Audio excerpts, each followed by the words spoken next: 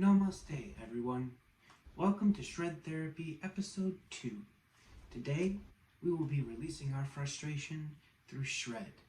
I know many of you are frustrated being cooped up during this quarantine, and some of you go to work every day with no reprieve. So, gather around, grab your guitars, and let's get some of that energy out.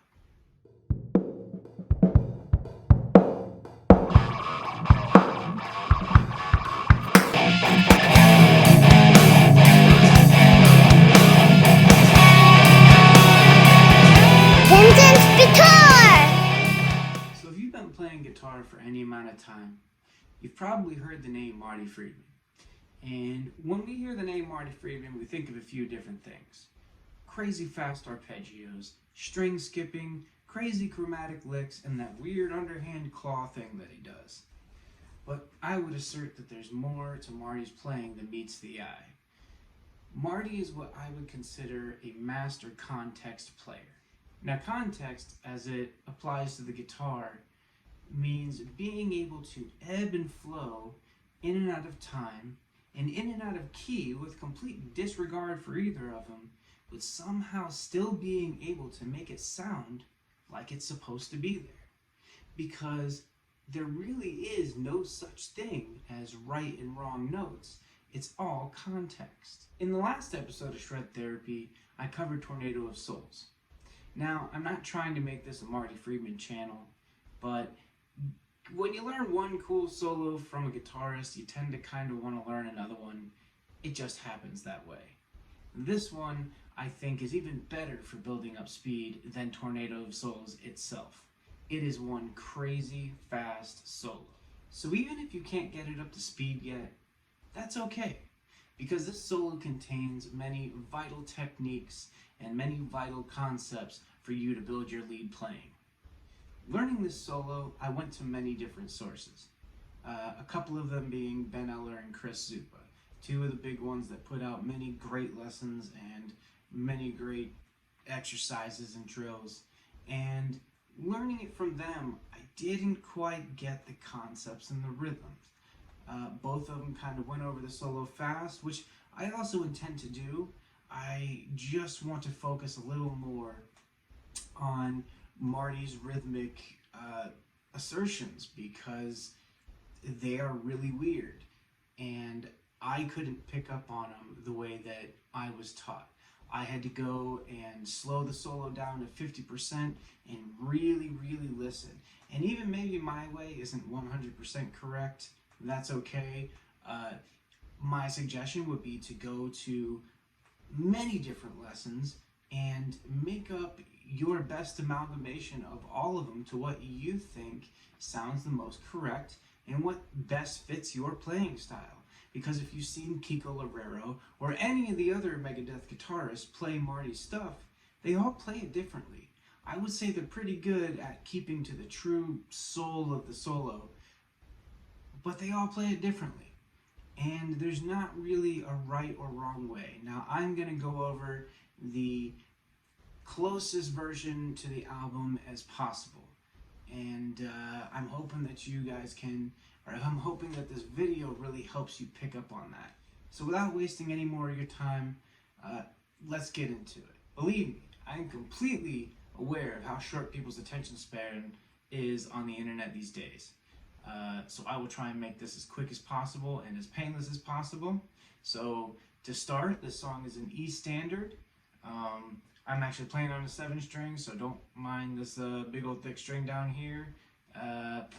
It's just for show. Nobody uses that. So to start, we're going to start off on the G string, 7th fret.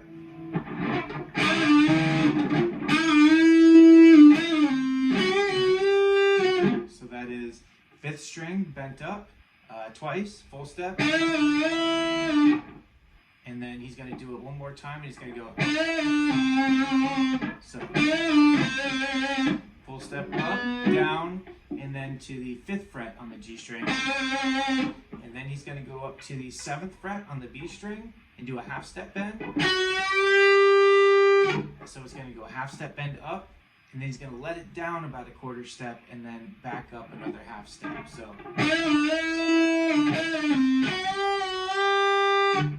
Okay, then comes the stanky blues lick. So he's going to go from the 5th fret high E string, and then 8 on the B string, and then 5 on the B string, and then 8 on the G string, 7, 5. All right, and then so once he does that lick, he's gonna the note is actually, but what he's gonna do is he's gonna hammer up onto the 6th fret of the G string and bend it up a half step. So he's gonna go.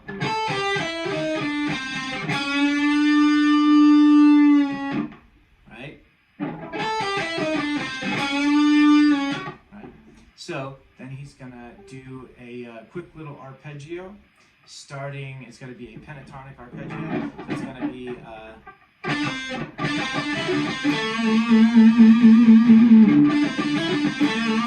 so that's going to be 7 on the G string, 5 on the G string, 7 on the G string, and it's going to go 5 on the B string, and then back 7 to 5 on the G string, and then 7 on the D string. So it's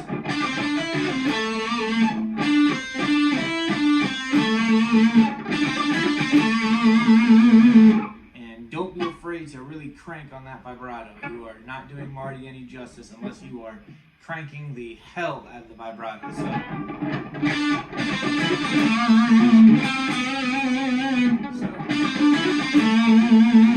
So from there, he's going to go to the 5th fret on the G string, and then the 4th fret. And he's going to crank that vibrato.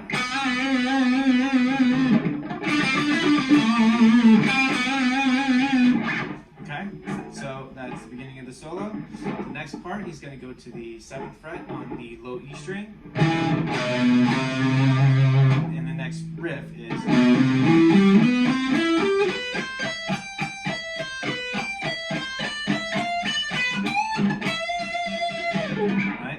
So he's going to go from the 7th fret to the 8th fret on the low E string. And then he's going to go from 7 to 10 on the A string. And then he's going to go from the 9th fret on the D string to the 10th fret.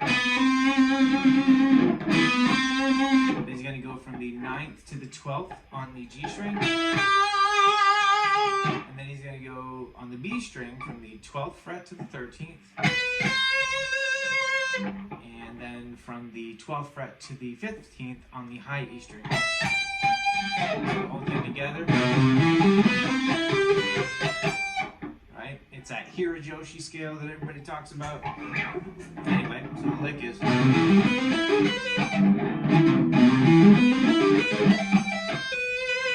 So once you reach the top of that Hirajoshi scale,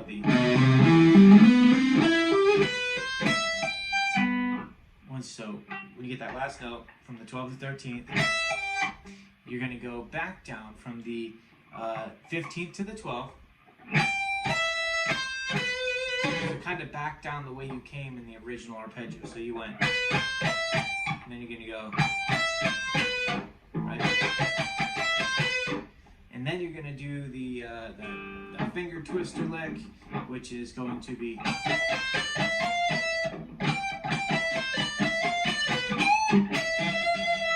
And what that is going to be 15 on the high E string to 12, and then 13 to 15 on the B string, and then 12 to 13 on the high E string, and then 15 to 13 on the B string, or sorry, 15 to 12, and then you're going to get the 13th fret on the high E string, and you're going to do a quick full step bend, and then land on the 12 of the high E string. So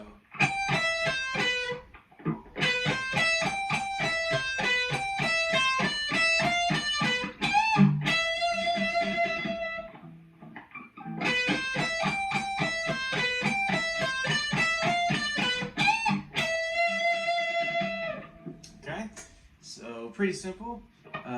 getting it up to speed is the real problem, and there's not really much you can do except to just practice it and get your hand used to that finger twister. There's not really a secret technique to that part. So the next part is going to be a sort of like I guess a sweep. But just like a 2-string sweep. So he's gonna start on the 15th fret of the B string, right? And he's gonna go up to the 13th fret on the high E string, and then he's going to hammer on and pull off from the 13th to the 17th, back to the 13th. So it's gonna go. Right? So.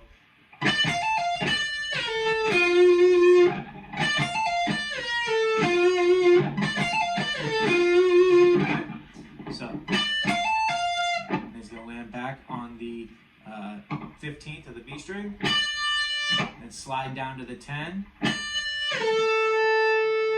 and then you're going to hit the 10 with the same. So you're going to go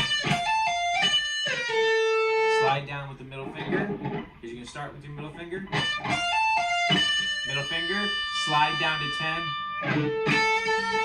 and then with your index finger you're going to hit the 10th fret on the G string, and then you're going to keep sweeping down to the 12th fret on the D string. So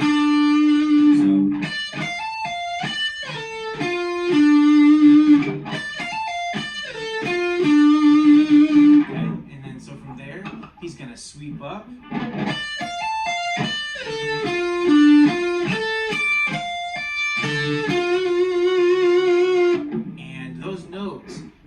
See, I was a little confused when I was watching other lessons because people kind of tried to throw these 16th note triplets in there, and it confused me from what I was hearing. So when I slowed the track down, this is what I heard. Together it's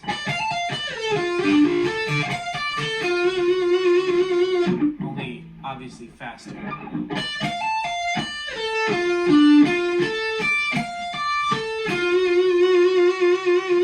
Remember, really get that vibrato in there. When you do that sweep, you're really going to have to work on rolling that finger up. So you're going to use your ring finger and then your index finger.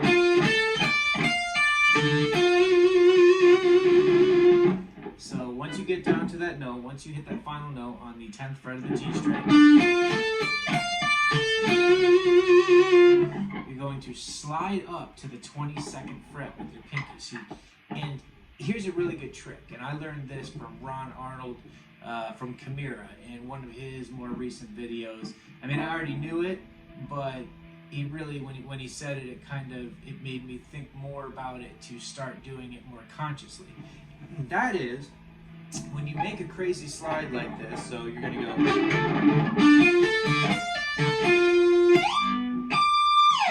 you're going to want to look where you're going before your finger slides up. And if you look at the fret that you're going to, like if you can get your eyes there before your finger gets there and know, hey, that is the fret, you will almost never miss. So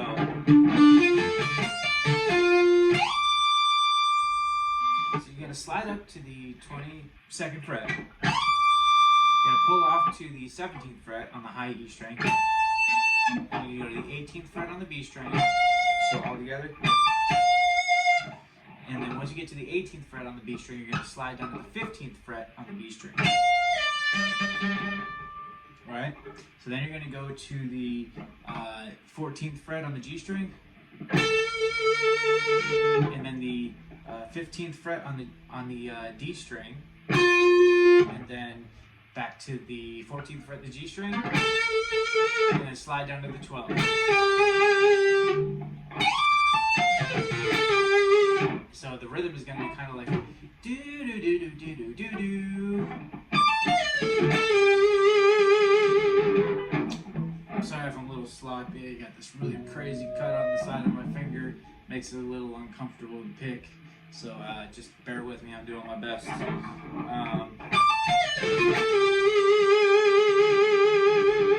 Again, do not be afraid to really yank that that vibrato. Okay, so from there, he's going to do this descending pentatonic lick. It's really fast descending pentatonic lick, and he's going to go.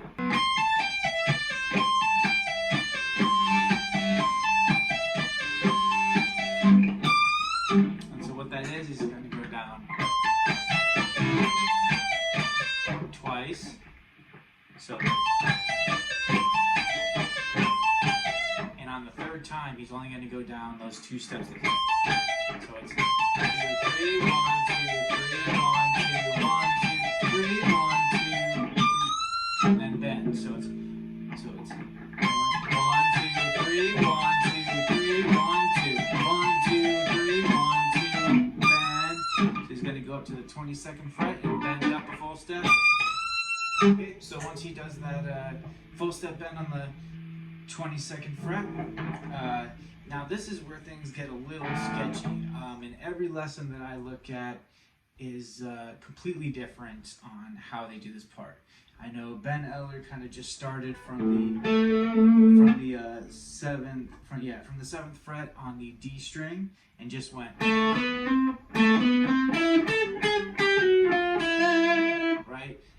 Chris Zupa says start from the 10th fret on the low E string and go, and then 7, 8 on the A string, and then 7, 9, 10 on the D string.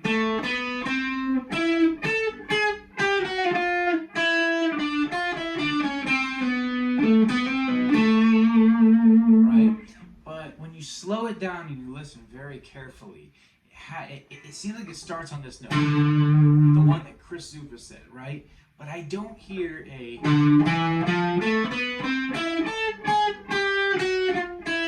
I don't hear that. It sounds more like a boo, like a, and I don't think it's necessarily a bend. It's so fast that you can't really hear the transition between the notes, but I don't think it's a bend because at least I can't quite get the bend to sound right. But if you listen to it, it's not do, it's do, like it's a definite slide or bend up. So what I do, it sounds like it starts on this note and open D. So what I do is I tend to either hit the open D and slide up to the 7th fret on the D string. So I'll go.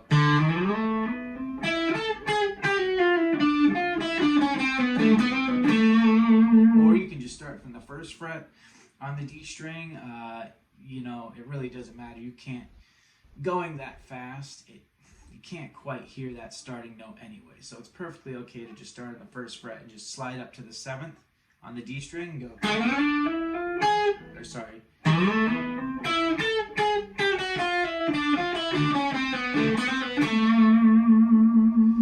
So anyway, let's just assume you're going to start up on the D string, you're going to slide up. So slide up to the 7th fret, and then immediately hit the 9, and 10, and then the 9 on the G string. And the best way I like to do it is to slide up with my 1st finger, and then use my ring and pinky finger to hit that 9 and 10, and then use my ring finger on the 9th fret G string.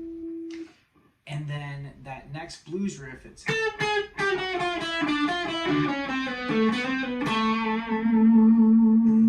and it's a little difficult to navigate that descending chromatic lick. So the way that I found, and this is kind of a mix between a lot of the lessons I saw, when I go up and I go,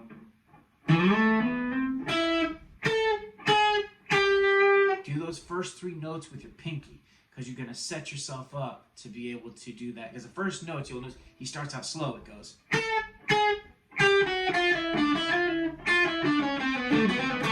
And it gets really fast as the riff goes on. So if you do the first 3 with your pinky and you go. And when you get to that 7th fret on the D string, really crank that vibrato.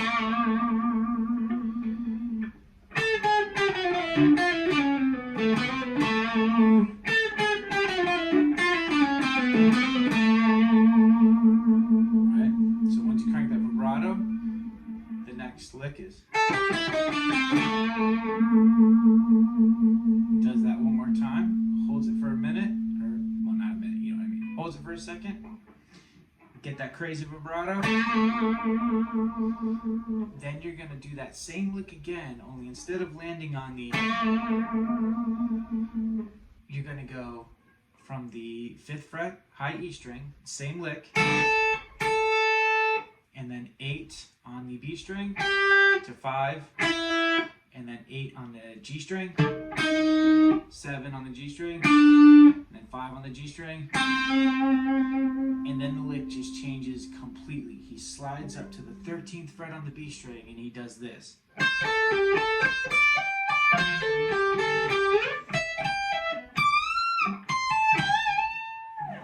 Right? And that's how the solo ends.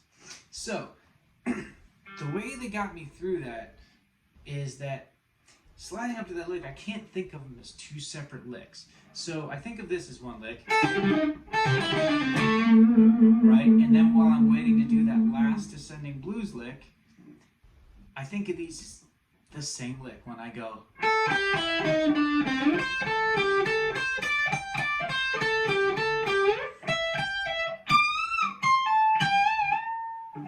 Right? So, and it gets me in the mode to where I don't finish this lick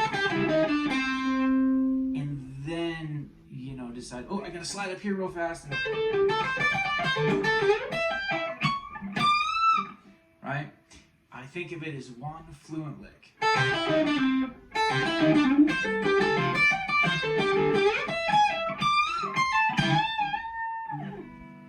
Right? That is my best tip for that part. Is when you're going from here and sliding up here, practice them all as one. Practice that transition as one lick. So the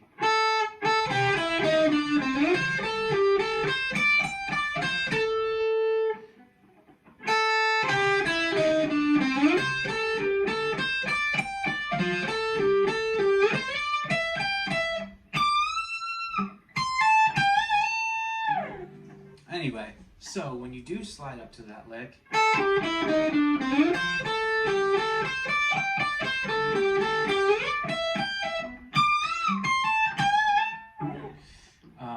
once you do get up here, you're going to go to the 13th fret on the B string, down to the 10th. You can pull off, and then 12th on the G, and then you're going to walk up. And you're going to go to the 10th on the high E string, and to the 15th, pull off to the 10th again. So,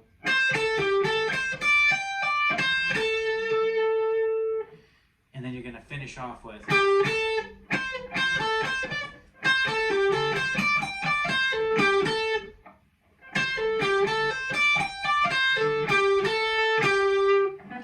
So that's that lick for that part.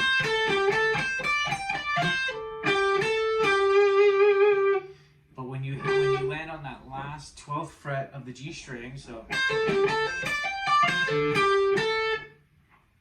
you're gonna land back here and you're gonna slide up to the 19th fret on the G string. To the 19th fret on the G string, then 17th fret on the B. 20 on the B, pull off again to the 17th, and then you're going to use your pinky to do that bend, that whole step bend from the 22nd fret, right? And then you're going to go down to the 20th fret, pull off to the 17th, now down to the 20th fret on the B string, and you're going to do a full step bend up again, but you're going to kind of give it a double vibrato, like a well. So.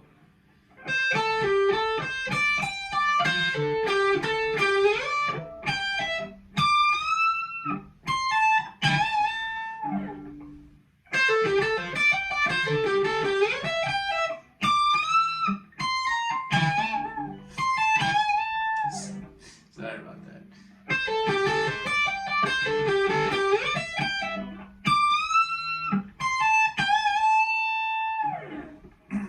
Okay, so that is the solo. If you have any comments or questions, please leave them down. Please leave them down there. I will get back to answer as quick as possible. Now, the major thing about this solo is that you see that it's not really like super complicated. And if you have attempted Tornado of Souls, you probably have most of these in your tool belt. And it's just a matter of getting your brain to comprehend the position switches. Because a lot of the licks, even, you know, they're really fast, but they're easy finger position switches. And with a minor amount of practice, you can get them down easy. And you know what, as far as getting it up to speed goes, you know, yeah, if you're, say, in your intermediate days, and you know, and you're a good guitar player, but you just haven't really got the speed up to where you want it, you know, still, these techniques will seriously help you out. And if you practice, give it a good few weeks, a month, you're gonna definitely notice progress. And that's all it is. One day, it's just making just enough progress to just play maybe each part and get a couple of them up to speed, and then the next one, and the next one. And before you know it, you might have to play it 20 times, and maybe you'll hit it one time just decently. And then the week after that, you might be able to hit it 2 or 3 times out of 20, but hit it closer when you do. And that's the process, that's the dedication. And if you're thinking, why would I spend so much time on one song? You know, this would be a perfect song, this or Tornado of Souls. Tornado of Souls is a perfect song to spend that time in, because there's so many awesome techniques that are vital to playing fast and will help you learn all of those other solos that you want to learn and help you get there quicker. Like Tornado of Souls took me a solid 2 weeks to really learn and get up to speed, but once I did, you know, and I attempted this one, it only took me like 2 days. And it really surprised me. It wasn't because this one's any easier. I would actually argue that this one's even harder because it's so fast. But because I had learned a lot of Marty's concepts and techniques, it was a lot easier. Anyway, please, leave me some comments and let me know what you would like to learn in the next shred therapy. I am more than willing to teach, and as a guitar player, I would tell you, always be willing to teach what you know, and always be willing to learn what you don't. And that will make you a great guitar player. And the more you teach, the more you will learn. And you know, that's all there is to it. What you do with it from there, that's your choice. Anyway, thanks for joining me. I appreciate it so much. I want to make this channel great, so again, leave me some feedback, and I will try to improve and take the criticism as much as possible. Thanks guys for tuning in.